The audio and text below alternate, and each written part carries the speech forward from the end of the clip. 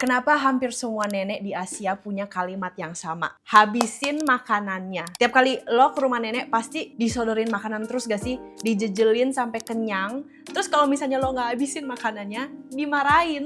Kayak, kenapa sih nenek gue maksa banget buat gue makan? Dulu tuh gue kesel banget. Tapi sejak gue udah adulting sekarang, gue merasa ini adalah refleksi dari kasih sayang mereka kepada cucunya. Tapi juga ada bibit trauma generasi lama atau post-war mentality. Hi, this is Mandy CJ. Welcome to my first ever YouTube video. Dan kali ini kita bakal paint and chit chat with CJ sambil kita membahas and break down all the trauma that we face while growing up.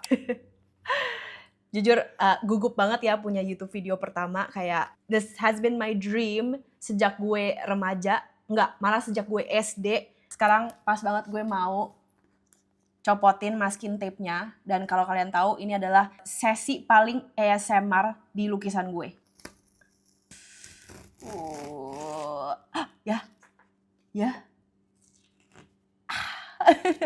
Gila, clean banget, satisfying banget sih ini. Damn, it's all coming together, guys. Tada! Ih, gila, cakep banget. Cakep banget. Gue tumbuh sama nenek. Dari bokap gue panggilnya Popo. Dari nyokap gue panggilnya Amah. Dan Popo gue itu datang dari generasi pasca perang. Dan pas itu tuh kayak kelaparan tuh beneran nyata.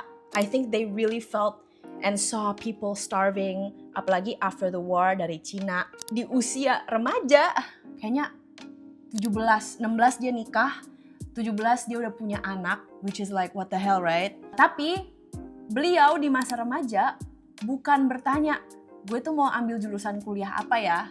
Tapi dia malah tanyanya, hari ini anak gue makan apa? Dan dari situ, ini gue cocok logi aja ya. I think she saw kalau makanan itu berubah menjadi rasa amannya dia. Jadi mungkin kalimat habisin makanannya, kecerewetan Popo dan Amah gue ini, itu sebenarnya ketakutan lama mereka biar rasa aman itu nggak hilang lagi. Lukisan hari ini gue selesain masakan Popo gue. Ini sebenarnya mau ada tahunya, terus ada cukyoknya yang sangat staple banget buat masakan Cindo Teochew. Yang gue lagi bikin dari tadi itu babi cabai hijau, walaupun belum kelihatan ya babinya. Cuma ini referensinya. Terus gue bangga banget udah bikin yang mawar ini. Anjay, ini piring ala satu keluarga Cindo mungkin ada kali ya. I think Indonesia deh, semua orang punya piring ini. Itulah progresnya. By the way, gue habis potong poni.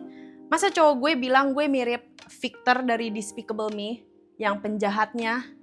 Anjir, gara-gara poni apa tuh? Poni mangkok.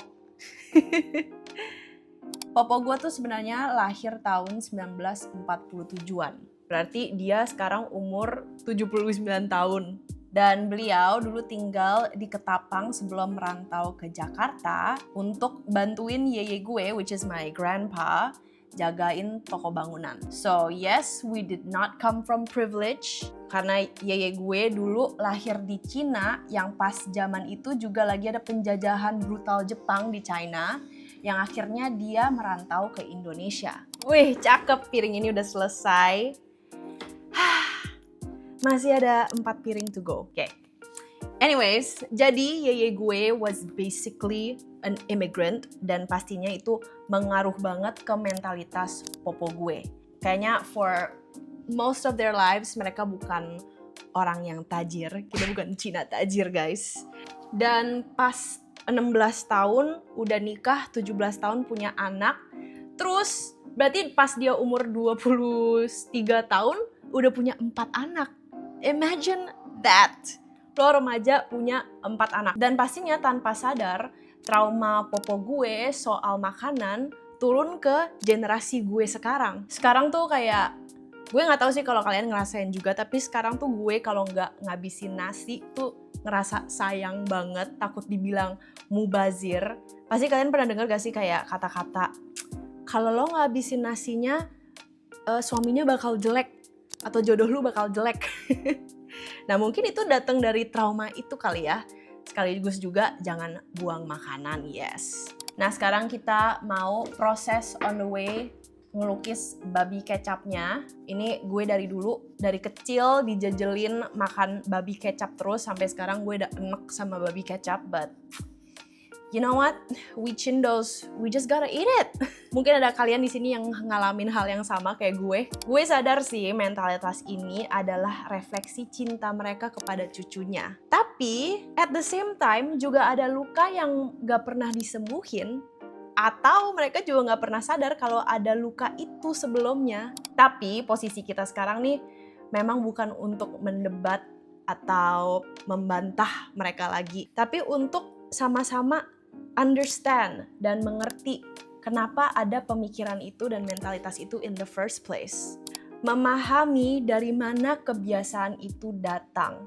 Dan dari situ kita bisa memilih which one do we want to take to our kids, to the next generation, to our friends, to our family. Yang mana yang kita mau lanjutkan dan yang mana yang cukup kita hargai saja.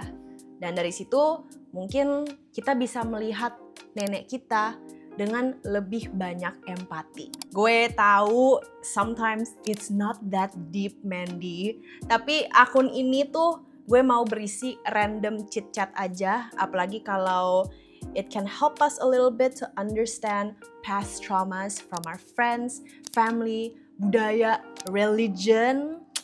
Gila, anjay. Inilah hasil karyanya yang belum jadi. Ini gue udah mulai painting ini dari 2 minggu yang lalu dan belum jadi-jadi. Ini buat exhibition gue dan pas banget video kali ini kita ngomongin warisan mentalitas popo gue, dan ini tangan popo gue dan makanan-makanannya. And that's the beauty of Paint and Chit Chat with CJ. Semoga kalian bisa play video ini sambil kalian ngelukis juga, belajar, mandi, as white noise aja. Gue temenin kalian sambil melakukan aktivitas apa aja. Let me know what you guys think. Kalau kalian ada topik-topik yang mau kita chit-chat bareng. And like, comment, subscribe. Bye!